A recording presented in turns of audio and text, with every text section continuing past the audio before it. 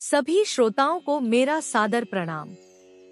आज हम उस महान व्यक्तित्व की बात करने जा रहे हैं जिनकी बुद्धिमत्ता, नेतृत्व और दिव्य ज्ञान ने न केवल एक युग को दिशा दी, बल्कि आज भी करोड़ों लोगों के जीवन में प्रेरणा का स्रोत है। वह कोई और नहीं, स्वयं भगवान श्री कृष्ण है। श्री कृष्ण सिर्फ एक धार्मिक व्यक्तित्व नहीं थे, वे एक महान राजनीतिज्ञ, कुशल कूटनीतिज्ञ, संवेदनशील मित्र, निष्कलंक प्रेमी और सबसे बढ़कर एक आध्यात्मिक गुरु थे। उनका जीवन एक ऐसा आदर्श है जिसमें हर मानव के लिए कुछ न कुछ सीखने योग्य है। श्री कृष्ण की सबसे बड़ी प्रेरणा हमें कर्म के सिद्धांत से मिलती है। जब अर्जुन युद्ध के मैदान में मोह में पड़कर अपने कर्तव्य से विमुख होने लगे, तब श्री कृष्ण ने उन्हें कहा, कर्मण्येवाधिकारस्ते मा फलेषु कदाचन मा कर्मफल हेतुर्भूर्मा ते संगोस्त्व कर्मणि। इसका अर्थ है, तेरा अधिकार केवल कर्म करने में है, फल में नहीं। इसलिए तू फल की चिंता किए बिना अपने कर्तव्य का पालन कर। आज के युग में जब हम किसी कार्य को करते हैं तो हम अक्सर उसके परिणाम से बंध जाते हैं। अगर परिणाम हमारे अनुकूल नहीं होता तो हम निराश हो जाते हैं। श्री कृष्ण की यह शिक्षा हमें बताती है कि हमें सिर्फ अपने कर्म पर ध्यान देना चाहिए, क्योंकि फल तो ईश्वर के हाथ में है। श्री कृष्ण का जीवन निष्काम सेवा का उदाहरण है। उन्होंने कभी भी अपने लिए कुछ नहीं मांगा। उनका संपूर्ण जीवन दूसरों के लिए समर्पित रहा। चाहे वह गोकुल में अपने मित्रों और गायों के लिए प्रेम हो, रासलीला में गोपियों के साथ भावपूर्ण संबंध, या फिर अर्जुन के सारथी बनकर उनका मार्गदर्शन करना, हर भूमिका में उन्होंने निष्काम सेवा का भाव दिखाया। आज जब समाज में स्वार्थ बढ़ रहा है, तब श्री कृष्ण का यह गुण हमें यह सिखाता है कि सच्ची सफलता और सुख सेवा में है, स्वार्थ में नहीं। महाभारत के युद्ध के दौरान जब अर्जुन भ्रमित हुए, तो श्री कृष्ण ने उन्हें सिर्फ युद्ध की रणनीति नहीं बताई, बल्कि उन्हें आत्मा, जीवन, मृत्यु और परम सत्य की व्याख्या की। उन्होंने अर्जुन को यह भी सिखाया कि जीवन में संतुलन और धैर्य कितना जरूरी है।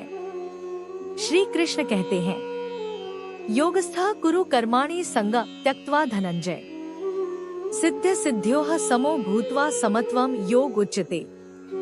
अर्थात, हे अर्जुन, योग में स्थित होकर कर्म कर, आसक्ति को त्याग कर, सफलता और असफलता में संभाव रख, यही समत्व योग कहलाता है। यह सीख हमें यह बताती है कि चाहे परिस्थितियां कैसी भी हों, हमें संतुलन और धैर्य बनाए रखना चाहिए। श्री कृष्ण ने कभी भी पीछे से आदेश नहीं दिए, वे सदैव आगे बढ़कर मार्गदर्शन करते थे। चाहे वह युद्ध भूमि हो या किसी समस्या का समाधान, उन्होंने हमेशा अपने अनुयायियों के साथ खड़े होकर उन्हें साहस और प्रेरणा दी। जब अर्जुन युद्ध से भागने को तैयार थे, तब श्री कृष्ण ने उन्हें सिर्फ बातें नहीं की, बल्कि उन्हें उनका उद्देश्य याद दिलाया। एक सच्चा नेता वही होता है जो अपने अनुयायियों को उनका उद्देश्य और मार्ग दिखा सके। श्री कृष्ण का जीवन राधा और गोपियों के साथ दिव्य प्रेम से भी जुड़ा हुआ है। उनका प्रेम स्वार्थ रहित, शुद्ध और आत्मिक था। इस प्रेम में त्याग था, समर्पण था और सबसे बढ़कर एक गहन आध्यात्मिक संबंध था। इससे हमें यह सीख मिलती है कि प्रेम जीवन का मूल है। बिना प्रेम के जीवन अधूरा है। लेकिन वह प्रेम जिसमें वासना, स्वार्थ या अहंकार न हो, वही सच्चा प्रेम है। श्री कृष्ण की शिक्षा केवल धर्म की बात नहीं करती, वह जीवन को देखने का एक नया दृष्टिकोण देती है। जब हम गीता पढ़ते हैं, तो हम यह महसूस करते हैं कि यह सिर्फ युद्ध के लिए नहीं, बल्कि हर रोज के संघर्षों में भी मार्गदर्शक है। वे कहते हैं, उद्धरेदात्मनात्मानं नात्मान मवसादेत आत्मैव ह्यात्मनो बंधुरात्मैव रिपुरात्मना। इसका भावार्थ है, मनुष्य को स्वयं ही अपने को ऊपर उठाना चाहिए, स्वयं को कभी नीचा न करें, क्योंकि स्वयं ही अपने मित्र हैं और स्वयं ही अपने शत्रु। आज जब जीवन में तनाव, अवसाद, असफलता और भ्रम बहुत आम हो गया है, तब श्री कृष्ण की गीता एक प्रकाश स्तंभ की तरह हमें रास्ता दिखाती है।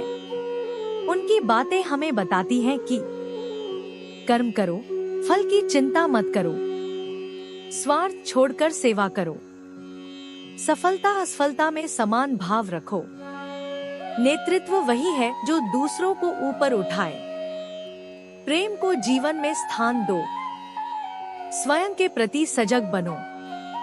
श्री कृष्ण केवल एक पूजनीय देवता नहीं, बल्कि जीवन के मार्गदर्शक हैं। उनका संदेश युगों तक प्रासंगिक रहेगा।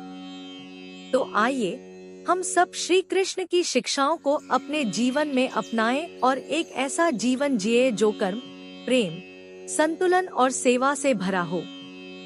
जय श्री कृष्ण।